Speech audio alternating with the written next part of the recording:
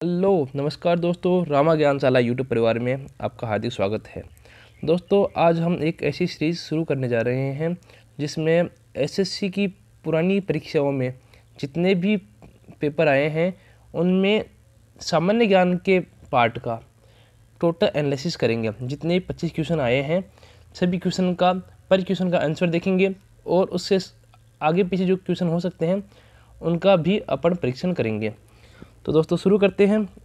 शुरू करने से पहले मैं आपको बता दूं, अगर आप कोई भी ऐसी परीक्षा दे रहे हैं केंद्र सरकार की जिसमें जीके एक पार्ट है, आप इस सीरीज़ से जुड़िए। आपको 100% इस सीरीज़ से फ़ायदा होने वाला है। और आपकी नज़र में कोई आपका दोस्त या कोई रिश्तेदार ऐसी परीक्षा की तैयारी कर रहा है तो आप उस तक भी ये वीडियो ज़रूर से ज़रूर पहुँचाएँ। बात करते हैं पहले क्वेश्चन की। पहला क्वेश्चन आया था कि जीएसटी का पूरा अर्थ क्या होता है। जीएसटी का पूरा अर्थ होता है goods and service tax. Goods and service tax Hindi में बोल दें तो वस्तु एवं सेवा कर। दोस्तों गुड्स एंड सर्विस टैक्स की शुरुआत 1 जुलाई 2017 से मानी जाती है। भारत में 1 जुलाई 2017 को जीएसटी लागू हुआ था। तो आप ये भी नोट कर सकते हो 1 जुलाई 2017 जीएसटी की स्टार्टिंग डेट। दूसरा क्वेश्चन है कि पत्तियों में मौजूद हरा रंग किसके कारण होता है। बात करते हैं पत्तियों में हरा रंग क्लोरोफिल के कारण होता है। पत्तियों में जो हरा रंग होता है क्लोरोफिल के कारण होता है। पहला ऑप्शन है जाइलम। अब देखते हैं जाइलम क्या होता है, टिश्यू क्या होता है, फ्लोएम क्या होता है। जाइलम वो टिश्यू है, जाइलम एक टिश्यू है जो पौधों में पाए जाते हैं और पौधों में जो जड़ के अंदर खनिज लवण और जल होता है उसको ऊपर वाले हिस्से तक पहुँचाने का काम जाइलम टिश्यू करते हैं। टिश्यू बोलते उत्तक। टिश्यू क्या होता है कि ग्रुप ऑफ सेल्स, कोशिकाओं के समूह को अपन टिश्यू या उत्तक कहते हैं। रही बात फ्लोएम की, फ्लोएम वो टिश्यू है जो पत्तियों से भोजन प्राप्त करके नीचे वाले हिस्से में जड़ तक पहुंचाते हैं। ये हो गया फ्लोएम का काम। आगे चलते हैं। डैश एक पक्षी है जो शांति का प्रतीक है। दोस्तों आप सभी जानते हो कि कौन सा पक्षी शांति का प्रतीक है। कबूतर को शांति का प्रतीक माना जाता है। चलते हैं नेक्स्ट क्वेश्चन की ओर। आर्किटेक्चर की जड़ने की तकनीक पिएट्रा ड्यूरा निम्नलिखित में से किस स्मारक में पाई जाती है। पिएट्रा ड्यूरा जो टेक्निक है वो टेक्निक संगमरमर के ऊपर काम ली जाती है। संगमरमर के ऊपर पिएट्रा ड्यूरा टेक्निक काम ली जाती है। तो आप ये इसमें ऑप्शन क्लिक कर सकते हैं ताजमहल, क्योंकि ताजमहल में पूरा संगमरमर का काम है, इसलिए पिएट्रा ड्यूरा टेक्निक संगमरमर के काम लेने के कारण ताजमहल में देखी जाती है। बात करते हैं अगले क्वेश्चन की ओर। पूछता है नमक का रासायनिक नाम क्या है। दोस्तों ऐसे ही प्रश्न आते हैं, ये ऐसा नहीं है कि कोई निम्न स्तर का प्रश्न पेपर है। आप देखिए इसमें प्रश्न दे रखा है नमक का रासायनिक नाम, केमिकल नेम ऑफ सॉल्ट। कई बार टेबल साल्ट भी इसको कहते हैं कि टेबल साल्ट।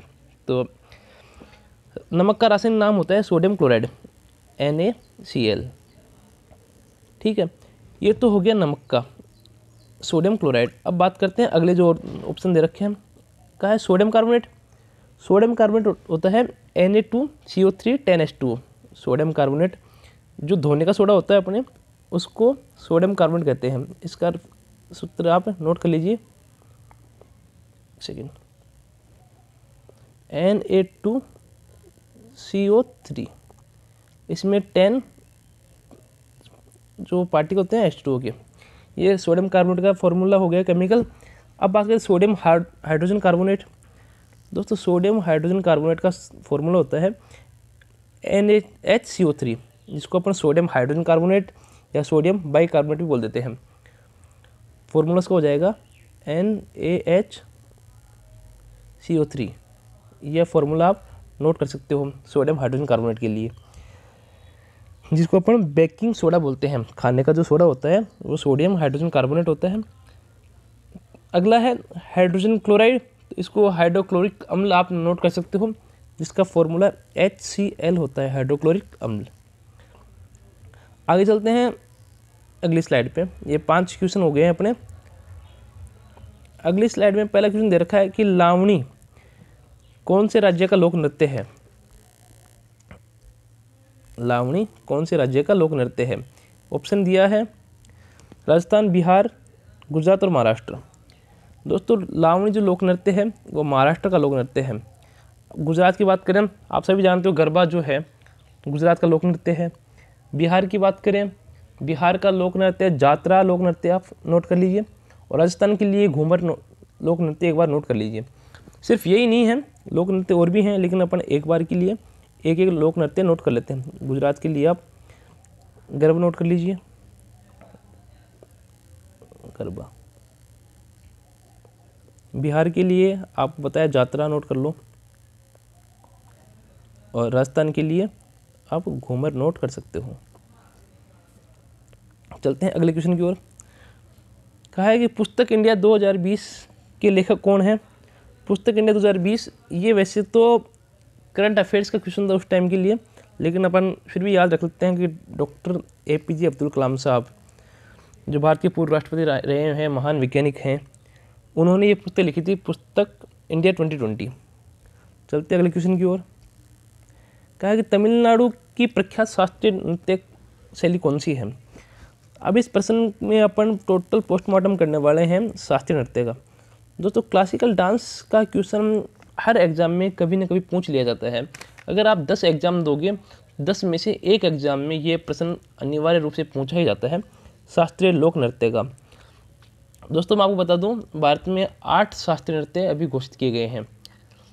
तो आज अपन सभी शास्त्रीय नृत्यों की बात कर लेते हैं, ताकि आपको सारे ऑप्शन पता चल जाएंगे, जिसमें आप ये जो 4 ऑप्शन दिए गए हैं इनके बारे में जान पाएंगे कौन सा ऑप्शन किसके बारे में है। सबसे पहले अपन बात करते हैं दक्षिण भारत में। सबसे पहले आप नोट कर लीजिए कि केरल के अंदर 2 प्रकार के लोक नृत्य हैं। केरल में लोक नृत्य कौन कौन से हैं। केरल में लोक नृत्य के लिए आप एक तो आप नोट कर लीजिए मोहिनीअट्टम। ठीक है, मोहिनीअट्टम केरल का लोक नृत्य है। एक लोक नृत्य कथकली। आप ये कथकली नोट कर लेना हमेशा के लिए, जहाँ भी कथकली आएगा और मोहिनीअट्टम दोनों केरल के लोक नृत्य हो जाएंगे। अगले ऑप्शन की ओर चलते हैं।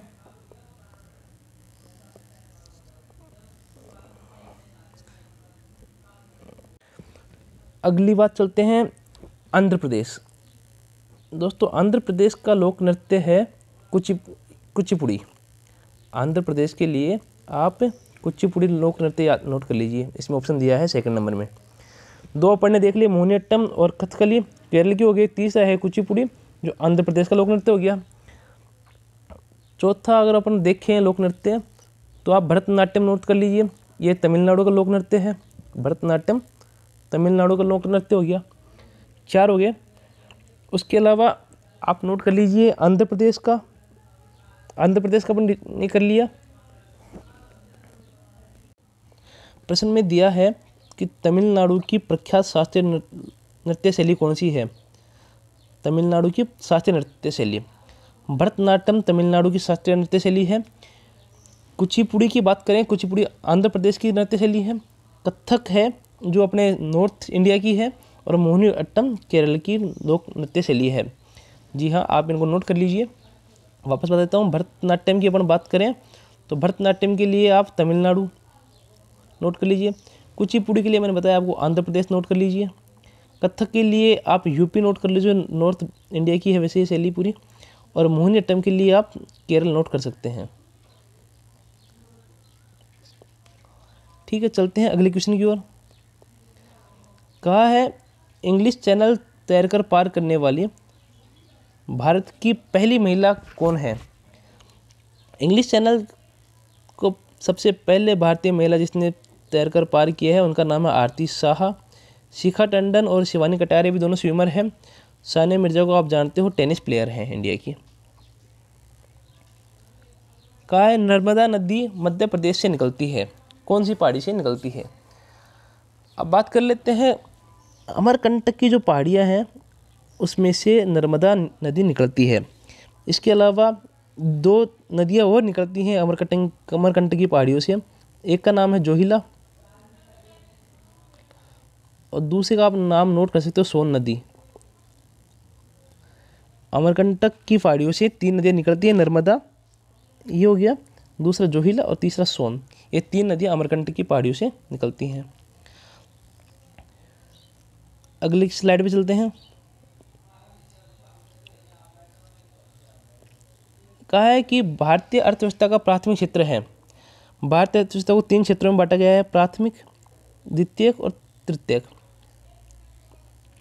प्राथमिक क्षेत्र में कृषि आती है, सेकंड क्षेत्र में अपने जो विनिर्माण का कार्य है वो सेकंड क्षेत्र में आता है, और तीसरे क्षेत्र में सेवा के कार्य आते हैं।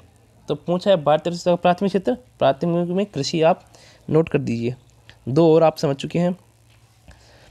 कहा है भारत का एक प्रमुख लो एस्क क्षेत्र है। लो एस्क की जहाँ भी बात करेंगे अपन, उड़ीसा और झारखंड को फिक्स कर दीजिए। लो एस्क के लिए उड़ीसा झारखंड का क्षेत्र, मतलब उड़ीसा झारखंड के क्षेत्र में लो एस्क पाया जाता है भारत में। कहा है बेस्टिल जेल पर जनता के हमले ने कौन सी घटना को जन्म दिया है। आपका विश्व इतिहास का पार्ट है जिसके अंदर फ्रांस की क्रांति दिया गया है। दोस्तों, फ्रांस की क्रांति में क्या हुआ था कि बास्टिल एक किला है, जो बास्टिल का जो किला है पेरिस में है, फ्रांस के पेरिस शहर में, उसमें वहाँ के लोगों ने हमला कर दिया किले के ऊपर। किले में एक तरीके से जेल बनाई हुई थी, बास्टिल की जेल कहते थे उसको, हमला करके और वहाँ के जो क्रांतिकारी नेता थे उनको छुड़ा लिया गया था। इसी से पूरे फ्रांस में क्रांति होना स्टार्ट हो गई थी। इसी को फ्रांसीसी क्रांति कहते हैं, जो बेस्टिल जेल पर जनता के हमले से स्टार्ट हुई थी। चलते हैं अगले क्वेश्चन की ओर। अगले क्वेश्चन में कहा है कि DNA का पूरा नाम क्या है।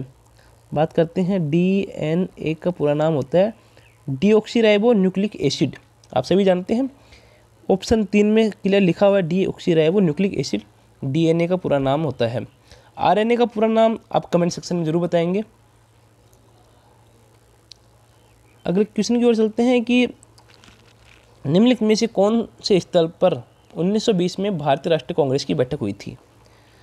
बात करते हैं 1920 का कांग्रेस अधिवेशन। नागपुर में अधिवेशन हुआ था ये 1920 में, जिसकी अध्यक्षता विजय राघवाचार्य जी ने की थी, और नागपुर के अधिवेशन से ही असहयोग आंदोलन प्रारंभ हुआ था।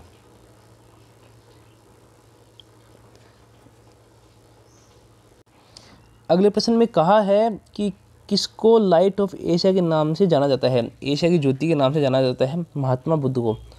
दोस्तों, एक लेखक हुए हैं अंग्रेजी के, जिन्होंने एक बुक लिखी थी, एक ग्रंथ लिखा था, light of Asia. Light of Asia ग्रंथ लिखा था एडविन अर्नोल्ड ने। आप एडविन अर्नोल्ड नाम नोट कर लीजिए। इन्होंने बुक लिखी थी light of Asia, Edwin Arnold ने। इनकी बुक से ही अपन सभी लाइट ऑफ एशिया के नाम से जानते हैं महात्मा बुद्ध को। वैसे ही महात्मा बुद्ध ने बहुत सारा ज्ञान प्रकाशित किया था, सभी के लिए प्रसारित किया था, तो आप इनको विश्व की ज्योति भी कह सकते हो। अभी बात करते हैं अगले क्वेश्चन में। कहा है कि मानव शरीर की सबसे लंबी हड्डी कौन सी है। तो मानव शरीर की सबसे लंबी हड्डी होती है फीमर, जो आपकी जांघ में पाई जाती है। टीबिया, रेडियस, अल्ना, इनके बारे में बात करें। टीबिया जो हड्डी है वो पैर में ही पाई जाती है, घुटने के नीचे से जो हड्डी होती है वो टीबिया होती है। रेडियस और अल्ना आपकी हाथ की हड्डी होती है, जो आपकी कलाई और कोहनी के बीच में पाई जाती हैं। जी हाँ, दोनों हड्डियाँ हाथ में पाई जाती हैं, रेडियस और अल्ना, जो कोहनी और हथेली के बीच में पाई जाती है। अगले क्वेश्चन में चलते हैं कि नॉमिनल जीडीपी के आधार पर भारत 2018 में विश्व की सबसे बड़ी अर्थव्यवस्था है, कौन सी है। 2018 की अगर अर्थव्यवस्था देखें तो 7वां नंबर था भारत का, इसके अंदर 7th रैंकिंग थी भारत की नॉमिनल जीडीपी में। जीडीपी 2 है, नॉमिनल और स्पेशलाइज, तो जो साधारण जीडीपी है उसके अंदर भारत का 7वां स्थान था विश्व में।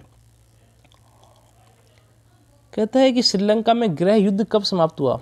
श्रीलंका में आज़ादी के बाद से गृह युद्ध स्टार्ट हो गया था। सिंगल और तमिल जो 2 समुदाय थे, ये आपकी जो 12th तक की जो बुक्स होती हैं, 10th की बुक्स होती हैं अपनी, जिसमें NCERT में विश्व इतिहास का पार्ट है, वहाँ श्रीलंका में जो मतलब गृह युद्ध के बारे में बताया गया है।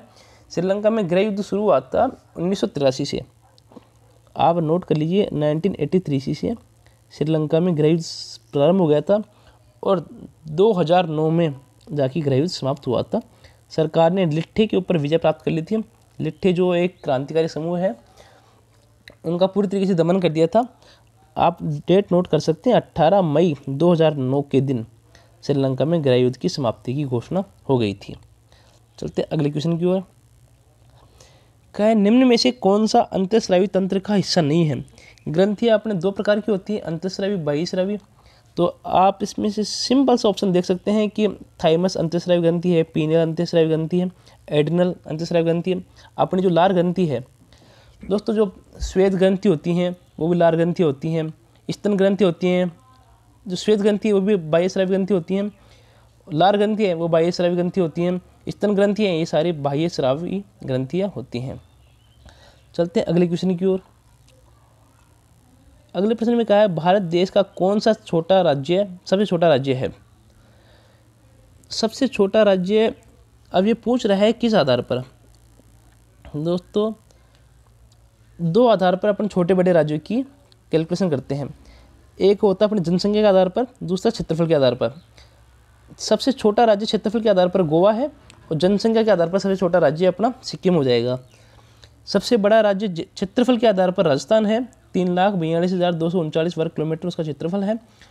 और उत्तर प्रदेश सबसे बड़ा राज्य है जनसंख्या के आधार पर, लगभग 20 करोड़ से भी अधिक उत्तर प्रदेश की जनसंख्या है 2011 की जनगणना के अनुसार। अगले प्रश्न में कहा है कि ओलंपिक में रजत पदक जीतने वाली पहली भारतीय महिला कौन थी? यहाँ पर सिल्वर मेडल की बात की गई है, तो पीवी सिंधु ने सिल्वर मेडल जीता था ओलंपिक में पहली बार। अब बात करें कि नॉर्मल जो भी सबसे पहला पदक जीता था कर्णम मल्लेश्वरी ने। आप नाम नोट कर लीजिए, कर्णम मल्लेश्वरी ने सबसे पहला ब्रॉन्ज मेडल जीता था मैडम ने, कर्णम मल्लेश्वरी ने। इन्होंने भारोत्तोलन वेट लिफ्टिंग में सबसे पहला कांस्य पदक जीता था। चलते अगले क्वेश्चन की ओर। जिन्नेकस डैश था, जिन्नेकस क्या है? रूसो का पूरा नाम था जिन्नेकस रूसो।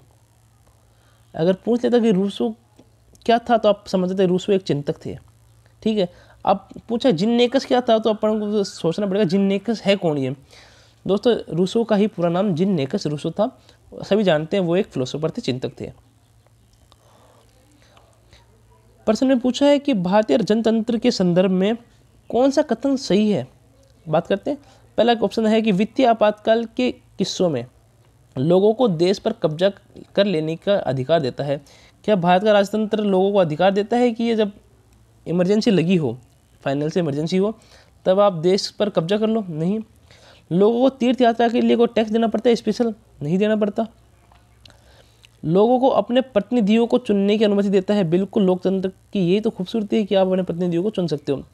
सेना को देश पर शासन करने की अनुमति देता है? जी नहीं। हमारे देश में तो डेमोक्रेसी है, लोकतंत्र है, जनता का शासन है, तो सेना को देश पर शासन करने की अनुमति अपना जनतंत्र नहीं देता है। कहा है सोवियत संघ कौन से वर्ष में टूटा था? सोवियत संघ जो ग्रुप था 1991 में टूटकर अलग हो गया था। आशा करता हूँ आपको पूरे 25 क्वेश्चन समझ आए होंगे। ऐसी ही सीरीज से जुड़ने के लिए रामा ज्ञानशाला के यूट्यूब चैनल को शेयर कीजिए, सब्सक्राइब कीजिए और जुड़े रहिए हमारे साथ। धन्यवाद।